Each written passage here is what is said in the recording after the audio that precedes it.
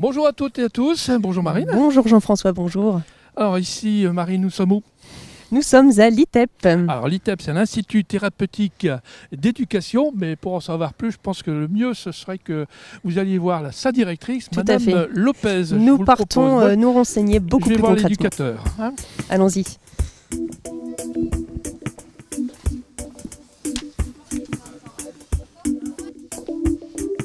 Madame Lopez, bonjour. Vous êtes directrice de cette ITEP. Alors, est-ce que vous pouvez nous expliquer vraiment la fonction de cette structure ? Alors, tout d'abord, donc un ITEP, c'est un institut thérapeutique, éducatif et pédagogique. Donc, nous avons une équipe pluridisciplinaire qui intervient auprès des enfants. Donc, thérapeutique, j'entends pédopsychiatre, infirmier, psychologue, psychomotricienne, orthophoniste. Éducatif, donc une équipe d'une quinzaine d'éducateurs. Et enseignement spécialisé, donc pédagogique, un enseignant spécialisé détaché d'éducation nationale.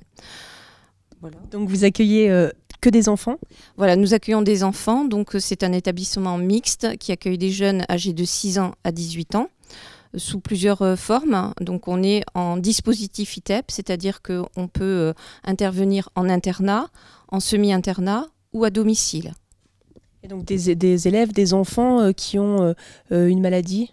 Alors, les enfants accueillis en ITEP sont donc des enfants qui ont des problèmes psychologiques et donc qui se définissent par des troubles du comportement.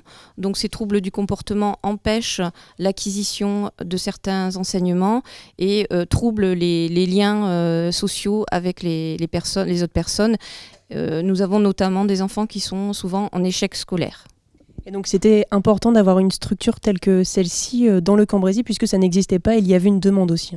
Tout à fait, il y a une évolution de la population et ce public donc, est de plus en plus prégnant et il n'y avait pas d'établissement d'ITEP dans le Cambrésis.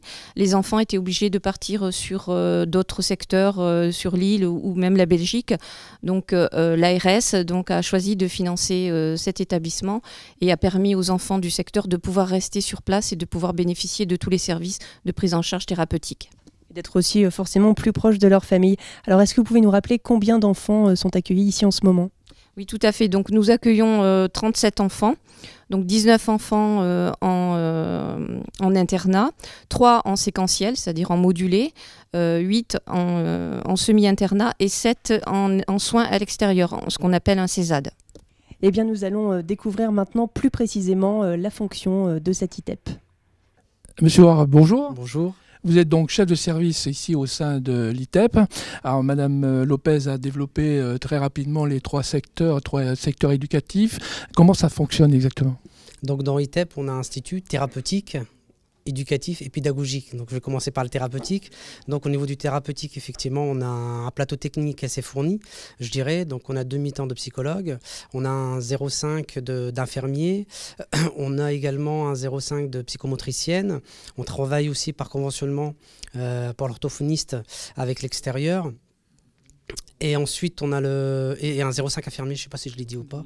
Et ensuite, on a l'éducatif, où là, effectivement, on a à peu près 16 personnes, dont 14 sur l'ITEP et 2 sur le CESAD.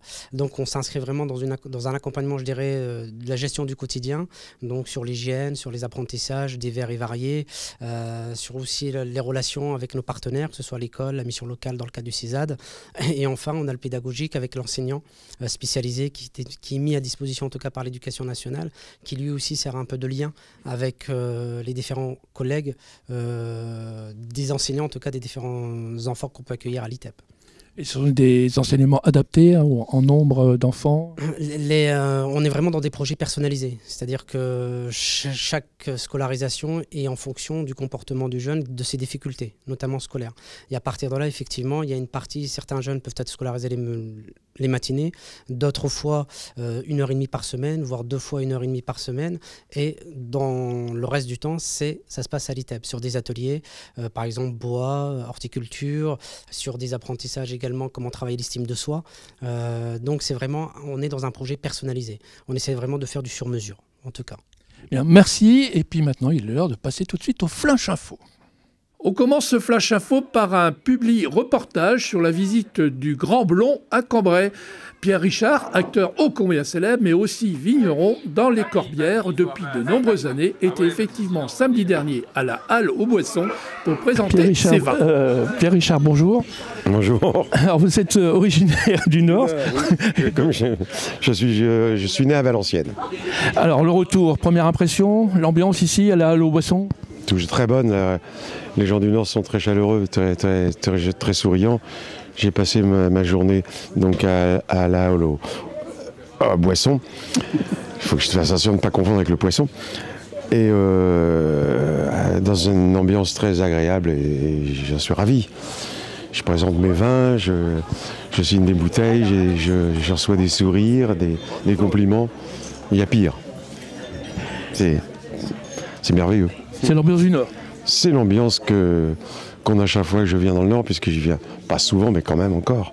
C'est toujours plaisir. Alors, vous avez un statut d'acteur au tout départ. Comment on passe du statut d'acteur à vigneron? Oh, ça fait 30 ans que je fais ça, mais au début, c'était pas facile parce que je connaissais rien et j'ai appris sur le tard, finalement. Je suis un autodidacte du vin.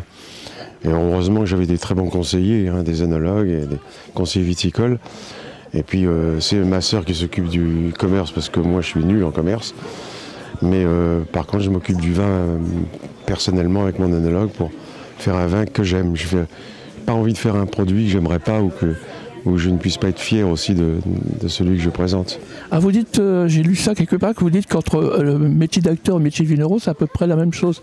Oui et non, c'est-à-dire que c'est la finalité la même. Finalement, faire un film, c'est donner du plaisir aux gens qui viennent voir votre film, les faire rire ou les émouvoir. Et en tout cas, c'est de leur donner donc un peu de joie pendant le temps de voir le film et même un peu après. Et puis de faire du vin, c'est pareil, la finalité, c'est de donner du plaisir aux gens. C'est finalement un plaisir qui se partage. Le cinéma, le théâtre ou le cinéma comme le vin, c'est boire tout seul un verre de vin dans sa chambre, c'est pas drôle. Voir un film tout seul dans sa chambre, c'est pas drôle. Mais le partager avec des amis ou des gens qu'on aime, aussi bien le film qu'un verre de vin, tout de suite, ça démultiplie le plaisir. Alors, dernière petite question, vous êtes quand même acteur, vous avez une actualité prochaine ou actuellement? Ouais, je vais faire ma tournée bientôt. Dans 15 jours, je finis une tournée de 45 représentations quand même. Sur 2 mois, ça va faire beaucoup. Et après, je tourne un film, voilà. Vous n'écrivez pas de livre en ce moment? Si, c'est vrai. Tiens, c'est vrai, il faut que je m'y mette. Non, c'est fini. Je l'ai terminé. Il va sortir au mois de mai, notre biographie. Très bien. Merci Pierre Richard. Peut-être un dernier mot aux Cambraisiens et aux Cambraisiennes, si vous voulez leur souhaiter quelque chose. Aujourd'hui, on est à la Saint-Valentin, pourquoi pas? Alors, effectivement, c'est le moment ou jamais de leur souhaiter, de souhaiter à tous les gens qui s'aiment, non seulement une journée de bonheur, mais je vais aller plus loin, une bonne année de bonheur. Merci Pierre.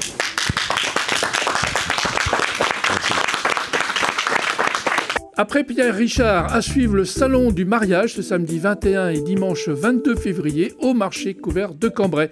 Toutes les prestations pour un mariage réussi sont représentées au travers des stands de professionnels, défilés de mode au programme avec les traditionnelles robes de mariée.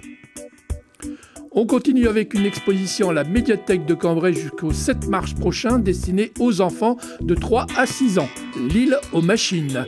Découvrir d'étranges machines pour mieux comprendre à quoi elles servent. Rendez-vous à la MAC, rue Saint-Georges à Cambrai. À suivre, le duo Ariétite qui se produira au théâtre de Cambrai ce dimanche 22 février à 17h, entrée libre. Journée portes ouvertes à l'école supérieure d'art à les Saroc à Cambrai, demain samedi 21 février de 10h à 18h. Une bonne manière de découvrir les toutes nouvelles installations de cette école réputée et en plein développement. Sport maintenant avec tout d'abord du basket en National 3. Cambrai reçoit demain samedi 21 février à 20h, salle Léo Lagrange, l'équipe de Longwy. Une victoire permettrait d'assurer le maintien en National 3. Enfin, du tennis avec le Grand Prix des jeunes à la CC Tennis. Pas moins de 170 filles et garçons de 8 à 18 ans s'affronteront ce week-end. Au programme, un circuit découverte pour les moins de 8 ans, demain samedi de 9h à 12h, et les finales pour chaque catégorie, dimanche 22 février, toute la journée. Et pour terminer, un rappel avec les journées Sofratel de la vidéo tranquillité et de la prévention, la sécurité urbaine en question, un salon pour comprendre et agir dans son entreprise ou sa collectivité. Rendez-vous du 19 au 22 février, salle des cérémonies de l'Hôtel de Ville de Cambrai. Au Cinéma Palace, les sorties de la semaine. Bob l'éponge, un héros sort de l'eau. Bis, American Sniper de Clint Eastwood et Kingsman, service secret. Bonjour les enfants, ça va? Ça se passe bien? Bien sûr. Alors Eric, tu es là depuis combien de temps? Ça fait presque un mois. Et c'est bien ou pas bien ici? Bah, c'est bien. On s'amuse, on fait des activités comme baby-foot, fléchette, vélo. Comme le jeudi soir, on va faire piscine. Le lundi soir, on fait futsal. Et ça nous arrive de faire ping-pong, tout ça. Et par rapport à ton ancienne école, c'est quand même un plus. Bah, c'est meilleur. C'est mieux. Bah, t'as tout dit. Alors Donovan, toi, tu es en internat? Oui. Et comment ça se passe, l'internat? Il y a à quelle heure le lever, le coucher? Qu'est-ce qu'on fait? On va, par exemple, aujourd'hui, on va faire, après cette interview, ces machins, on va faire nos devoirs, on va aller en foot en salle, on va se laver, on va aller manger.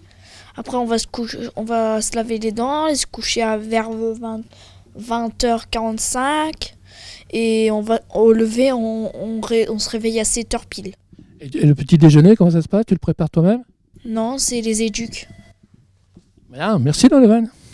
Alors Madame Lopez, après avoir découvert les activités que vous proposez ici, pour les familles, comment est-ce qu'on peut bénéficier de ces services?